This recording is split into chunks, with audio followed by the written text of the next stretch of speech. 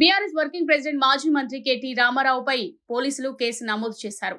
ఆయనతో పాటు BRS party ఎమ్మెల్యేలు పద్మారావు గౌడ్, మాగంటి గోపీనాథ్, సీనియర్ నేత పొన్నాల లక్ష్మయ్య తదితరులపై హైదరాబాద్ చార్మినార్ పోలీసులు కేసు ఫైల్ చేశారు. సెక్షన్ 188 కింద వీరిపై ఎఫ్ఐఆర్ బుక్ చేశారు. కేసు వివరాల్లోకి వెళ్తే రేవంత్ నేతృత్వంలోని కాంగ్రెస్ ప్రభుత్వం రాష్ట్ర అధికారిక చిహ్నంలో మార్పులు చేస్తున్న విషయం తెలిసిందే. ప్రస్తుతం ఉన్న లోగోలో చార్మినార్ కాకతీయ కళాతోరణం తొలగించి వాటి స్థానంలో కొత్త డిజైన్ రూపొందిస్తున్నారు. ఈ మేరకు ప్రభుత్వం సంప్రదింపులు జరుపుతోంది. అయితే లోగో మార్పులు చేస్తూ రేవంత్ రెడ్డి సర్కార్ తీసుకున్న నిర్ణయంపై బీఆర్ఎస్ పార్టీ అభ్యంతరం వ్యక్తం చేసింది. తెలంగాణ అస్తిత్వానికి వ్యతిరేకంగా కాంగ్రెస్ వ్యవహరిస్తుందని గత నెల 30న రాష్ట్ర వ్యాప్త నిరసనలకు పిలుపునిచ్చింది. అందులో భాగంగా మాజీ మంత్రి కేటీఆర్, ఎమ్మెల్యేలు, ఇతర నేతలు చార్మినార్ వద్ద ధర్నా చేపట్టారు. ఈ క్రమంలోనే పార్లమెంట్ ఎన్నికల కోడ్ అమల్లో ఉన్న నేపథ్యంలో అనుమతి లేకుండా చార్మినార్ వద్ద ఆందోళన చేశారని వారిపై పోలీసులు కేసు నమోదు చేశారు. మరో కేసులో కేటీఆర్, సూర్యాపేట ఎమ్మెల్యే, మాజీ మంత్రి జగదీష్ రెడ్డి, కేటీఆర్ పిఏ రమేష్ బాబులపై హైదరాబాద్ మేడిపల్లి పోలీసులు ఎఫ్ఐఆర్ నమోదు చేశారు. వరంగల్, ఖమ్మం, నల్గొండ పట్టభద్రుల నియోజకవర్గంలో కాంగ్రెస్ మద్దతుతో పోటీ చేసిన తనపై సోషల్ మీడియాలో తప్పుడు ప్రచారం చేశారని తీర్మాన్ మల్లన్న మే 25న మేడిపల్లి స్టేషన్లో ఫిర్యాదు చేశారు. ఆయన ఫిర్యాదు మేరకు ముగ్గురిపై పోలీసులు కేసు నమోదు చేశారు.